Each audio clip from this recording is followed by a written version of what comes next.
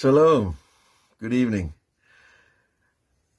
Tonight's class is so complex and yet so important because we're dealing with the revival of the faith of the Jewish people, which feeds into the revival of the faith of the nations. Now, it has to work that way because the Jews were a singular people with a singular voice, a singular mission, a singular book that is so old, 4,000 years. Think about that. I'm trying to remember yesterday, this morning. But 4,000 years ago, we had an Abraham, we had an Isaac, we had a Jacob, we had these forefathers who had a vision, who heard a voice, and we're still chasing that voice. And we're chasing it not just in the desert, and not just on the ocean, but in the big cities and the farmlands of all the world. And we're coming home. And Rebbe Nachman taught us that when the sparks of holiness that are embedded in all the world, every blade of grass has a spark of the desire for life. The fact that the flower wants to receive new rain, we just had our first rain today here in Eretz Israel, a big rain. The desire of every creature to live is its spark of God. Don't get confused by the Kabbalah and all the language, and the chassidut and all the metaphors. The desire to live is your spark of God. Because the only way we can praise and honor and sing and celebrate is when we're alive. And so, but the spark of life that's in us that wants to do those things is the same spark that wants to make everything else live. It's one Shekhinah, it's one God. And so he tells us that when the Shekhinah goes out into the exile to gather all these sparks, when it's over, the nations will throw down their false gods. So the Third World War is not necessarily have to be this nuclear nightmare that people like to throw out in the media, that even rabbis like to throw out ideas and predictions. And, it doesn't have to be. It's up to us. It's up to our prayers, our belief in our prayers, our belief in God's goodness and His power and His faith and His promise that He's going to redeem in rachamim, in mercy. Now, He's going to redeem us in rachamim. I don't know if nuclearized, human beings is mercy, right? Not quite. So this is where we've led up to in Torah 62.6 in the 6th paragraph. And he's told us about this taking the sparks out of Egypt as the metaphor for taking the sparks out of the entire world, because we're now a global people with a global religion. And back then it was just Egypt, but it was still the empire of empires, to bring these sparks out. And he tells us, Kishehi motzi kol achiyutam, when she, the Shekhinah, pulls all those powers out of all those places, mibena klipot, from the negative forces, mashlichim kol akum, et elelehem, all the nations, all the worshippers. He's going to explain what those are a little bit later, and hopefully we're going to get there. We're going to spend time on this, and if you want to stop and start and come back, that's all fine with me, because there's so much here that we need. Once you get this stuff down, your faith is refreshed, you're renewed. You believe in what you do. And this is a religion. It's a hard religion. You got to believe in what you do or you're not going to do it. Right? It's not just playing guitar and around a campfire. Now, uponim kulam lemunat Hashem, lemunat Yisrael, and everybody's going to turn to the Jewish faith because they know that there's something here that's not like anything else. And they're going to always they're going to come together and call in the name of Hashem. And this is the essential beautification of faith. The beauty of faith is when all the peoples come back and this planet finally gets unified. That we draw other people closer to this faith. As he says from the Zohar, a beautiful princess that has no eyes. Faith is called a beautiful princess that has no eyes. Why no eyes? I mean, a woman, a princess can be beautiful without, who's blind. she doesn't see, but here it says she has no eyes at all. So faith is this eyeless. It doesn't have sight. What does that mean? Olimta Shapirta, Zebechinat Emunah. So faith is the beautiful princess. Bechinat Yafeat Rayati. Beautiful you are, my friend. Right? Now that's remember there's a male and a female voice speaking to each other in the Shira Shirim, the Song of Songs of Shlomo. And they're calling each other these beautiful things. You are my friend, you are my lover, you are my sister, Achoti, Rayati, Tamati, Yonati, my dove, all these beautiful things. One of them is the friend, Urei Emunah. And so the Rebbe plays on the word Raya from friend as also the word for shepherd. See, a shepherd is really a friend to the animals. Otherwise, they'd be running off the wrong cliff. So, emunah means to shepherd faith. We've had this concept over and over that emunah is not like something you control. Rather, it's something you guide. But on a deeper level, if you do the work, my friends, it will guide you. You have faith in God and He will light your footsteps. He will tell you to make the right phone call at the right time and the right decision at the right time in the right place. So we kind of push the flock, and then they keep walking ahead. And that's the emunah, and that's the image of the sheep. But this beautiful princess Emunah, she has no eyes. Why no eyes? These are the questions that people ask about faith. Now, there's all kinds of questions that people ask, especially in our generation, because we're like more educated in a secular way, and so we've learned a lot of things about the world, whereas earlier generations didn't have that education. Of course, they had the Shas, they had the 60 Masechtot of the Mishnah and the Gemara, which will make anybody smart, but still, we didn't have the breadth of education, and so we ask all kinds of questions. Well, how can it be? The revival of the dead? What do you mean? The world to come, souls in heaven, reincarnation? All these questions that, well, they're very hard to answer. Now, I've kind of made a purpose to try to answer these questions throughout the years of being online, teaching, and in yeshivot, and with friends, and wherever I go, because people ask these difficult questions. But the Rebbe is telling us something. There are questions you don't ask. The questions you don't ask are like, what happened? What was there before God? Because there was no before God. That's what infinite and eternal means. And if we have a definition, we have to stand up to the definition.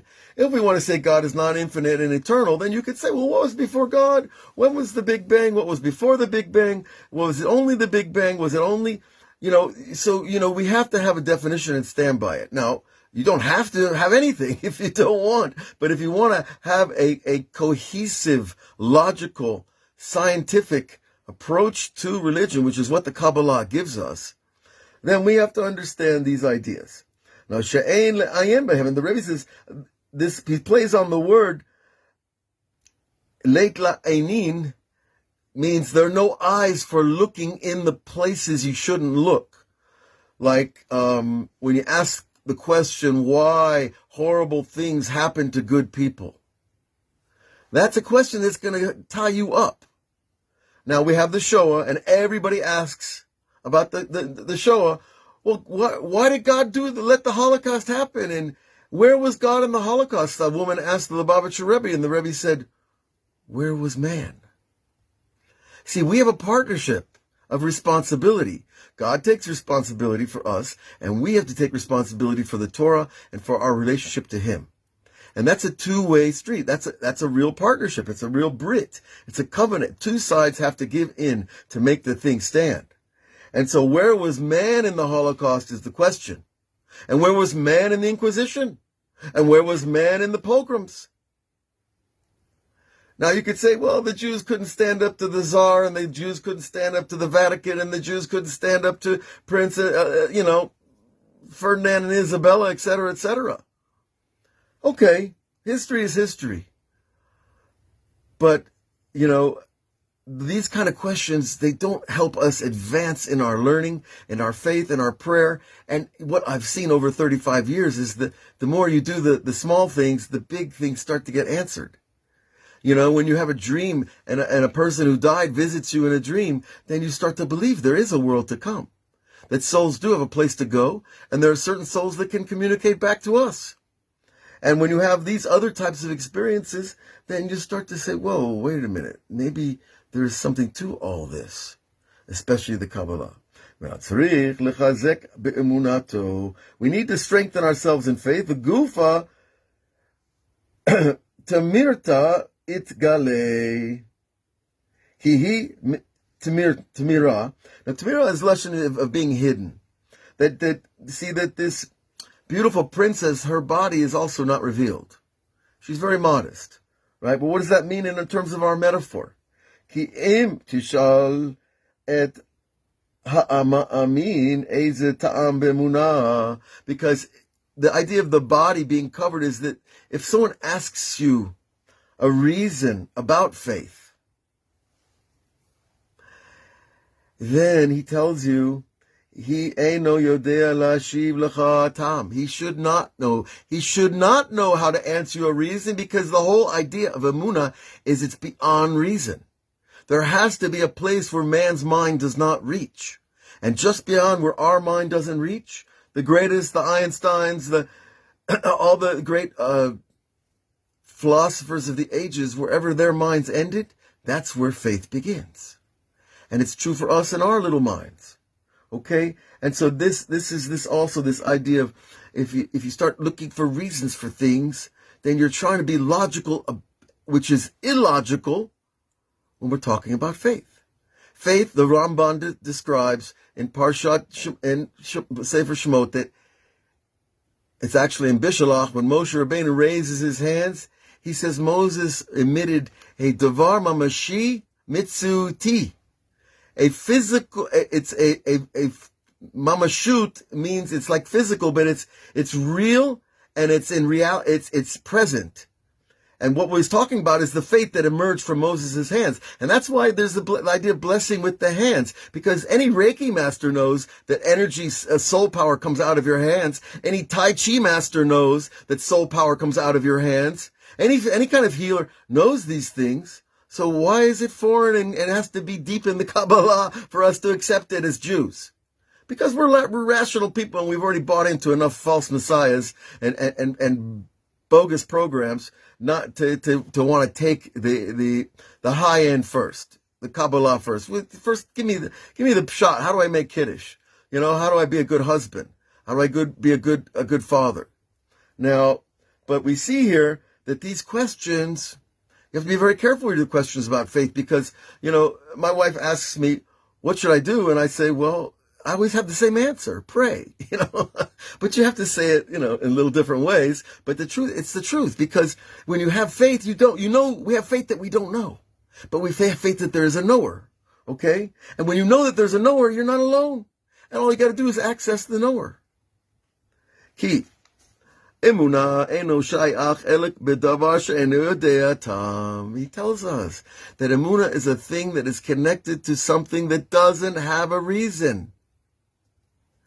And God is infinite, so he can have rules and he can break them and he can go around them and he can sidestep them. And he can do anything for you anytime, not because you're a great guy or great gal, but because he wants to show you that he's God. He wants to expand the little chamber in my mind of faith. He wants to make it a great palace. Instead of this little box where I believe in God. Oh, I believe in Moses. Oh, I even believe in the Torah. And you know, and the box starts getting a little bigger. But it's much bigger than a box, folks. Nonetheless, Galia,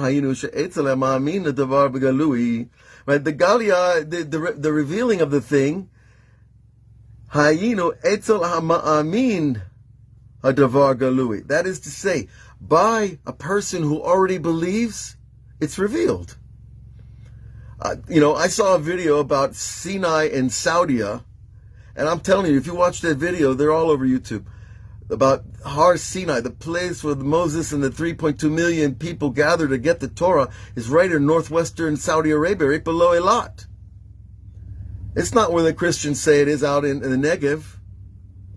And if you go watch those videos, you're going to believe something. It's a good watch on Saturday night with the kids. Okay? But nonetheless, this is the idea here, that when something's revealed to you, it's much easier to believe, but it's not called belief once it's revealed. You see the catch-22? It says as if you see it with your eyes. That's why I brought the example of Mount Sinai. Shehu ma'amin bo, and he believes it. Mechamat godel emunato shlema, but because of the great faith that you have behind it, what happens is, as your faith grows, God starts to reveal more and more and more. And so you get to a level where even when it's difficult, you just turn to faith. And that takes off a lot of pressure, right? Your blood pressure goes down immediately. Nafkat, batzafra, mistimak, b'yamama, right? And he tells us this nafkat, he comes out in the morning, mitkasya, b'yamama, and it's covered over during the day. Now, what does this piece of the Zohar mean? Ki be'amuna nitchadeshet etzel ha'adam b'chol boker. A person's faith is renewed every morning. Bechinat hadashim lebokerim ra ba'amunatecha. Right? The renewal that comes in the morning is in your abundant faith. Mitkasya b'yamama, but it's covered over the day. Why? Why? We just got the emunah in the morning. You woke up, you said, Moda Ani, I believe in you, God. It's your day. Guide me where you need me to go and what you need me to do. Fine, that's wonderful. Now, afterwards, he tells us, but mitkasya b'yamama, then it's covered over in the day. Why would that be? Mechama tirdat iskei olam, because of the drag. Tirda, I like drag. Tirda is like the difficulties of doing things in this world. And then your faith gets covered over as you start to deal with people and business and traffic and everything else you have to deal with. Suddenly, it's not so simple as sitting in the back of your porch looking out at the ocean and believing in God. You have to deal with the world and people. And that's when the emunah gets covered over. But she's still covered over with jewelry, with beautification, the lohavu, that had not been. What does that mean? Wait a minute. We had emunah in the morning, it got covered over by going to work, and now we say, but it's still beautified by something that was not before. What's that? Hayinu, that is ikar kushutei emunah, the essential beautification of the faith, the beautiful princess that is blind, that doesn't have eyes, kishimikarvim etzla b'nei adam shelo hayu mikarvim la. When a new person comes close to the Shekhinah that had not been there before, that's when God gets his joy, because it's like you get your child back. You ever see anybody have a lost child and then they get it back? What kind of joy that is? Well, for Hashem, it's like that. A person finally comes, his mind opens up, and he says, you know what? Why am I believing all this nonsense? You know, someone a client in America just said that they were at a concert where they had like people bowing down to statues on the stage. Like, in America? Like, whoa. You know, if you told me it was in South America or in the Indonesian islands or some people that have never seen white men, you know, I'd say, okay, they're still bowing down to idols because they haven't been exposed to monotheism. But this was in, one of the states of America. I don't want to get too specific, but it's going on. Okay.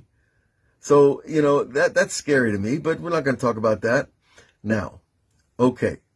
So, Baruch Hashem, we just finished the 5th paragraph. We've been on that paragraph, I don't know, at least 4 or 5 classes, you know, but it's beautiful because Rebbe Nachman packs it in and we've got to open it up. And see, that's the Gilui also. That his sentences and the Zohars that he brings and the Chazal, etc., that each one demands attention. Because we understand that the Shekhinah that spoke in them is also capable of speaking through us. And we have to believe that. And that's when you start to believe in the Talmud, because every rabbi in the Talmud also had a soul that was from God, that had holiness and was spoken through. So why shouldn't God speak through you? When you speak to him, he'll speak through you. It's a fair deal. Okay. Now, and when your faith is so great and big, Azai achilatohi ikara me'od. Then a person's eating, he in his basic down-to-earth eating, becomes very precious to Hashem. Because when you're eating something, and I got a box of vitamins over here, that's not exactly the best food example, but it's a creation of Hashem. That apple, that orange, that banana, whatever it is, it's a creation of Hashem. Now Hashem loves everything He creates. We have to understand that God is attached to what He creates because He's creating it from His own divine self. His infinity has that capacity. He can create a cow and a fish and a loaf of bread, and a bottle of wine, and you've got Shabbos. Okay? So, it's precious to God when you eat with awareness of Him, because your awareness of Him is your partaking of His blessing, of His creation. And let's say you're an artist. You're a musician, and you made a beautiful song, and you put it on YouTube. Now, wouldn't you have pleasure if you could watch other people listening to your music and enjoying it and being moved by it? See, so from Hashem to look at us, watch us, be part of the process with us of eating His food with kavanah, with intention, with awareness of Hashem, that gives Him much more pleasure than someone who just shovels it in. Okay? Now, this is important, because by us eating with kavanah, we're unifying the transcendent and the immanent presence. The male and the female, the right and the left, the transcendent and the immanent, the Shekhinah, those concepts all fall together in a line.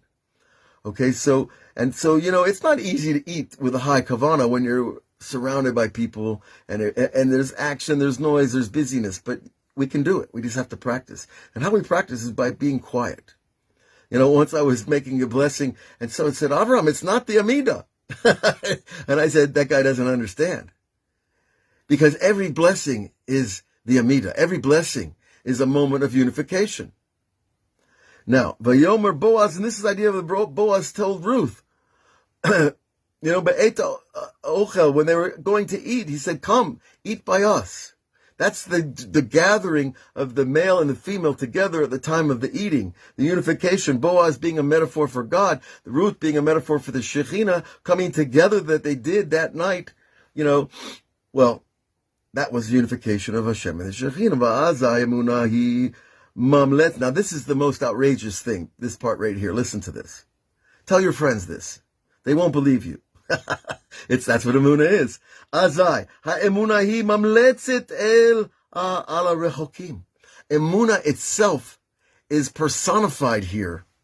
It's not a person. It's not God. It's one of His traits called faith. Emunah itself tells God about the people who are far away. Ala rechokim lifnei Hashem itbarach.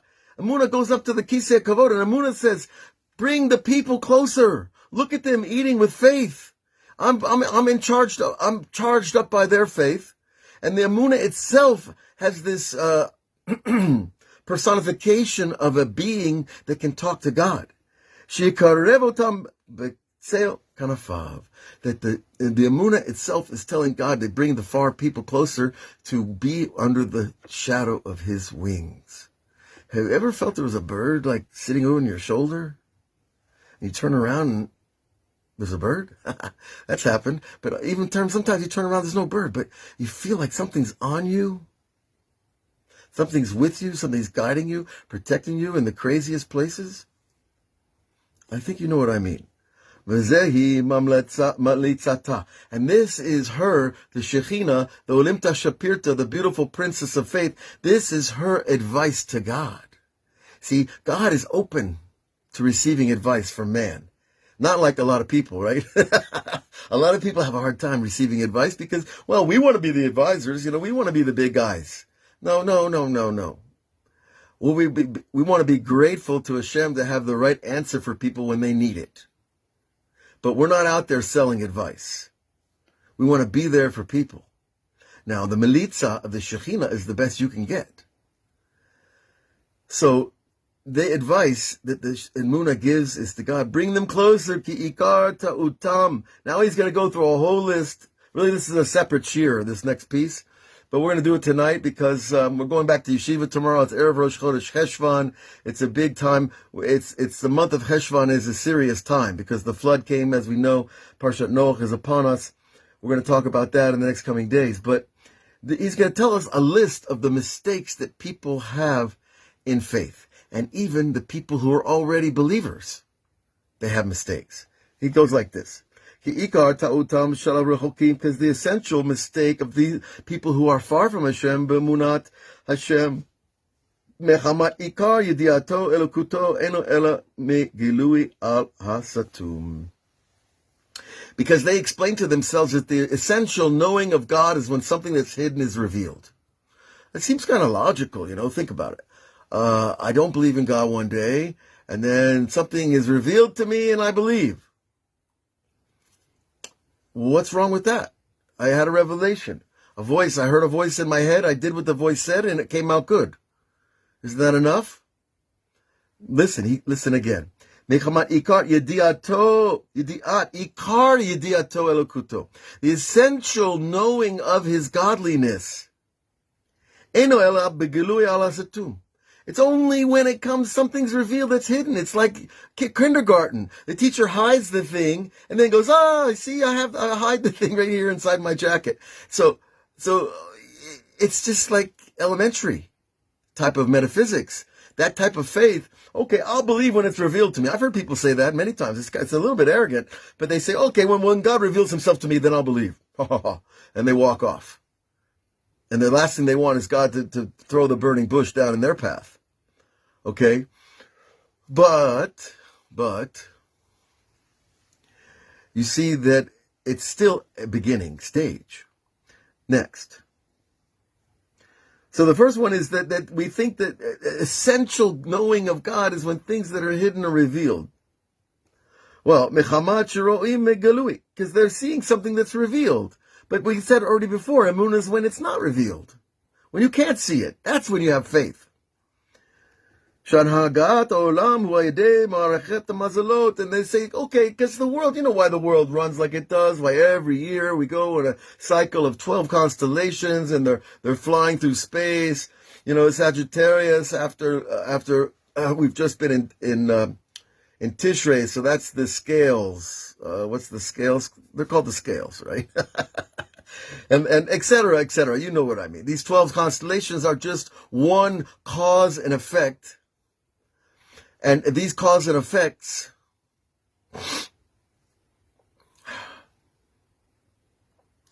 again, it's not really faith because we're seeing something that's revealed to us. You see stars coming and okay, this child was born under the sign of Mars, which is Madim, which is the month of it's in the winter. And you say, this child's going to be warlike because we know Mars is ruled by the red planet and it's got war attached to it. And that's like simple astrology. I'm not putting it down, but I'm saying these are not the levels of emunah that we're signed up for. Okay? And they fall in a mistake because they start to think that, well, God's behind the mazalot. I agree. He's one. He's there. But I can know that this week my constellation tells me that I could buy a car. Is that how God works? And each person according to his mistake. And there's another category. They think everything's by nature. Nothing that is written in the Bible is essentially outside of nature. The wind blew all night and it split the seas so the people walked across. Well, it says that in the Chumash, but we know that the tradition is a little bit deeper, like the water was a little bit deeper. Now, Olam Kaminhago Noheg, and that's what, the Rambam said that when Mashiach, in the Messianic years, the world will go according to its own laws and rules. God is not here to break down the structure of the earth and of nature. But the whole point of faith is to rise above the nature because our souls are above nature. And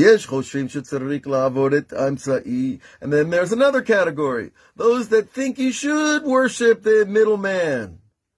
Right? Worship the middleman and he'll do you favors. Worship the constellations. Worship the stars. Worship your king. Worship your boss.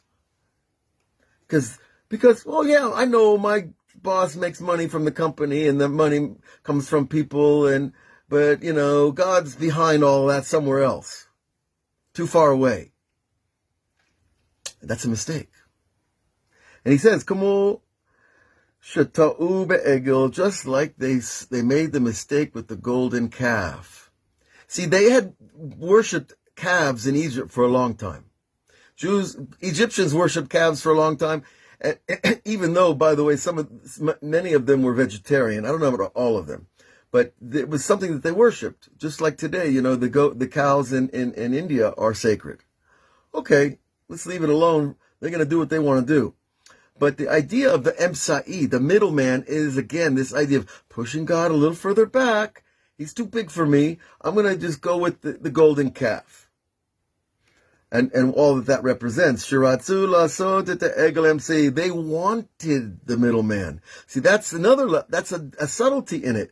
It's not that I was given a middleman. Like Christians are given the idea that, especially Catholics, that JC was whatever he was, they say was, and they just receive that as a tradition, right?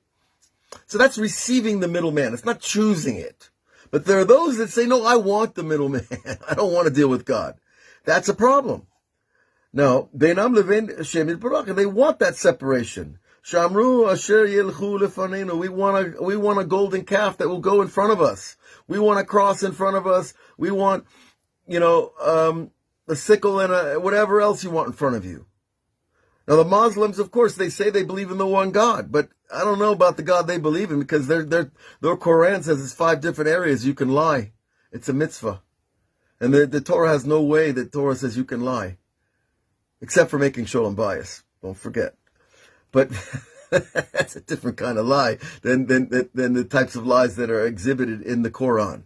Okay. I'm not here to criticize Islam either. I'm just saying that you see that the idea of the middleman, even people's idea of God becomes a middleman. God is angry and violent and I can do whatever I want. I can lift the sword up and say, convert or die. Now, Judaism never said that and never would. That's because God wouldn't. Why would God create someone and then say, die if you don't serve me? That obliterates free choice. I created you to have free choice. Choose to serve me or not. I'm not going to kill you for it. Unless you have enough chutzpah to do it in public and be warned by 2 witnesses and a beit din and all the requirements that are required for the death penalty in idol worship. Okay? So, but they want this emsa'i. But ta'ud kazeh rabim nichshalu. And he says many, many people fall in this desire for the middleman. V'osim et sibot emsa'i, and they create middle causes. Like it's a chain of reaction. Cause, effect, cause, effect, cause, effect. And they say, oh, you see, there's a cause in there that made me wealthy, made me healthy, made me happy, made me wise. Right? But who created the chain of reaction of cause and effect? And they still make that cause and effect as a separator between them and God. So they say, no, I believe in God, but I also believe in the middleman. But he doesn't understand that the middleman is just a messenger. And he says, you need these causes and effects. It's part of nature, and that's it. And he brings the classic example, of course, that we need a reason to receive parnasah. Meaning, I have to have a job. Now, 9/10 of the world, maybe 99/10 of the world, 99/10, that's not a fraction. Right? If 1% of people really believed in this Torah, we would see a change in the world. But he's telling us that the main middleman that we have is parnasa itself, making a living, earning money.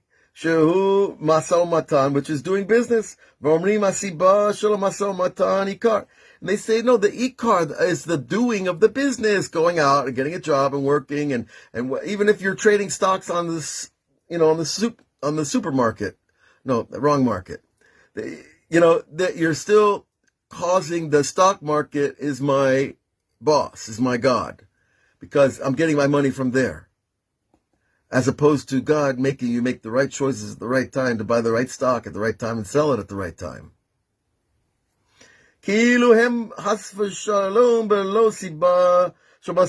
if to say, God forbid, that you could not make a living without doing business.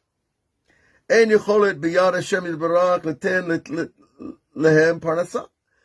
they believe that without that cause and effect, that they're not going to have a living. Now, there are very few people who can live at this level, and I know a few, and it's very hard. And I've been in kollel lifestyle for 30-something years, and it's very hard. Now, I've always worked because I love to work. I love psychology. I love what I do. And I've done other things. But, faith is when you don't have a bank account. And the Baal Shem Tov, every night, he would give away all the money he had, and there were other tzaddikim throughout history that did that. Now, you could say very easily and quickly, well, I'm not the Baal Shem Tov, and I'll tell you that. But we're not here using it as an axe to chop ourselves with.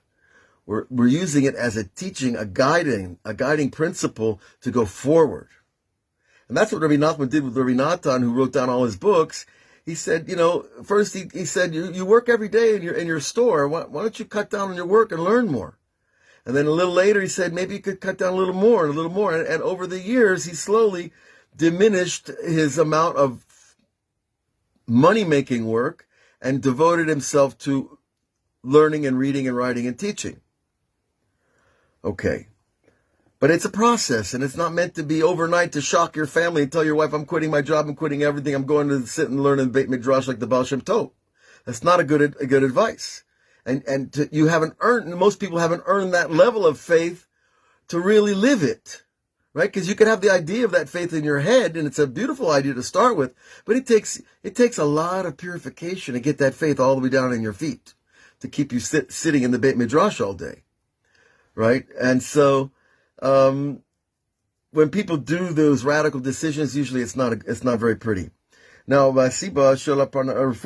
also now he brings the next one. The middleman called healing, doctors, medicines.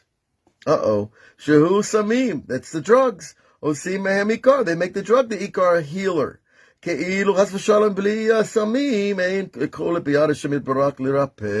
As if to say that God can't heal us without the drugs. And a lot of drugs, they're based on the equal responsive or reflective principle, where the drug puts, like some drugs put to sleep a part of your brain in order that another part of your brain will work better. Or some drugs will freeze a part of your system to allow another part of your system to get stronger. So it's a lot of the drugs are not actually doing the healing. What they're doing is evening out or balancing out the balance of systems in our body. And everybody knows in Chinese medicine and in Jewish medicine that the whole health of the body is based on balance between air, earth, water, and fire. And what those represent is another whole Shira and Likutei Moharan, but we've got it on our list somewhere back in the past. So it's interesting, mana as a drug. I'm not sure about that. I wouldn't necessarily make that leap in connection, but that's another discussion. Ve'en davar kein, that God can't heal us without drugs. Ki HaKadosh Baruch Hu sibat kol hasibot iliyat kol ilot, because Hashem Himself is the cause of all cause and the results of all results, and He's the above everything else in the chain of reaction from the beginning to the end, from the spiritual to the physical, from the beginning of Maseh Bereshit into the end. And we don't need the internal middleman, these reasons. And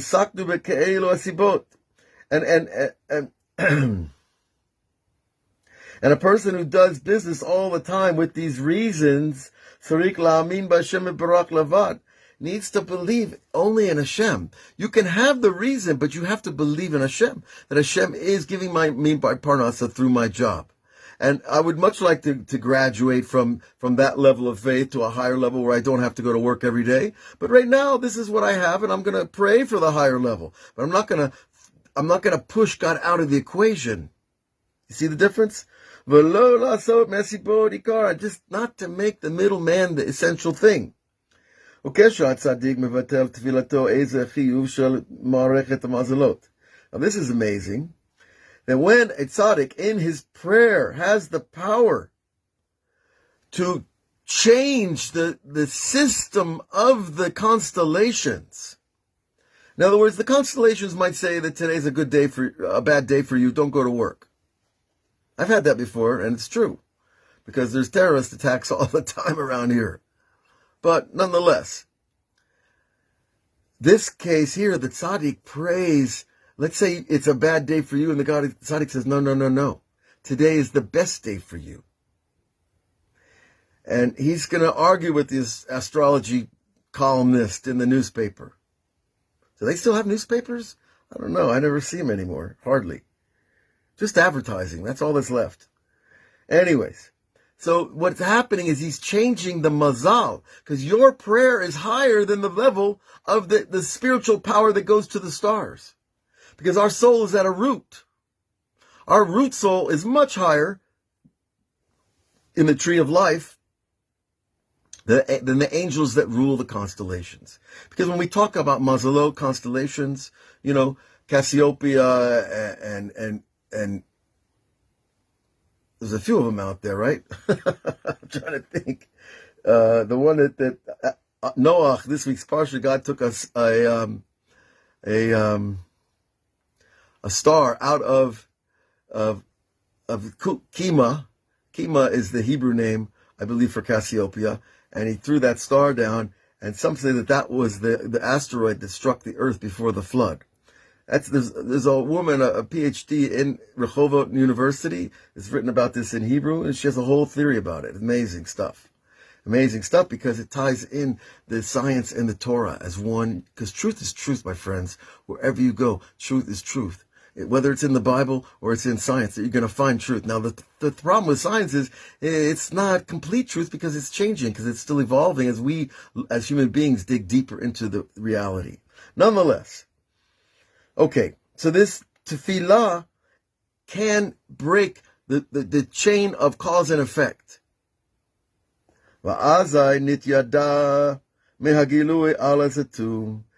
then a person can know from what's revealed on what's still hidden.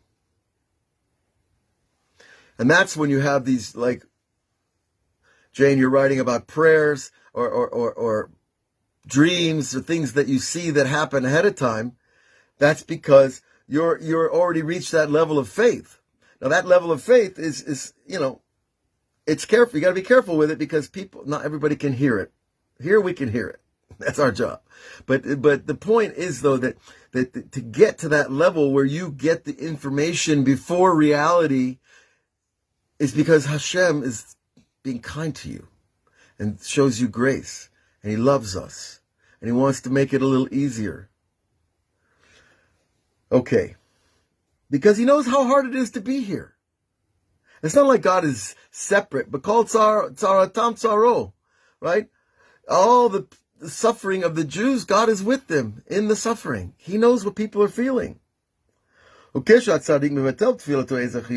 Right? When He cancels this out, then you can know something before it's revealed. And He knows that there is, God is the middleman.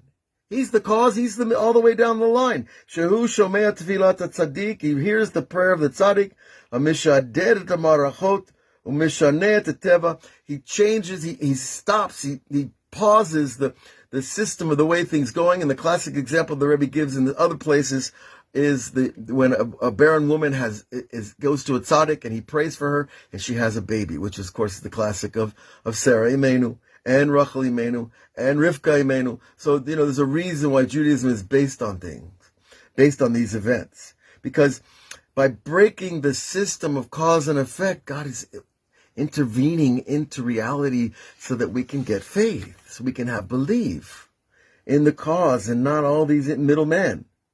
Because and all this will be revealed in the future, as it is said by our sages in Masechet Pesachim, Atidot Tzadikim Lichayot et Hametim. In the future, righteous people will revive the dead. Now, what that means, I'm not sure, but I hear there's science where they're going to try to take, some DNA out of somebody's bones, and they can recreate the entire person in a laboratory. That's pretty outrageous. That might be what the Bible prophecy is talking about. It might not be. It might just be that he prays and the person comes out of the ground. That's a little more Hollywood for me, but either way, if someone's dead and they come back, that's you got to welcome him with, shake his hand very carefully. And with the Shar and Niflaot and all the other wonders that we're hoping for, praying for, needing. But the real wonder, Rebbe Nachman says the hardest thing in the world is to get people to come close to Hashem, get people to change, get people to believe. This is the biggest miracle, is that when a non-believer comes to belief, it's a change of the entire creation. So this is our hope. Why? Because we want to beautify the princess.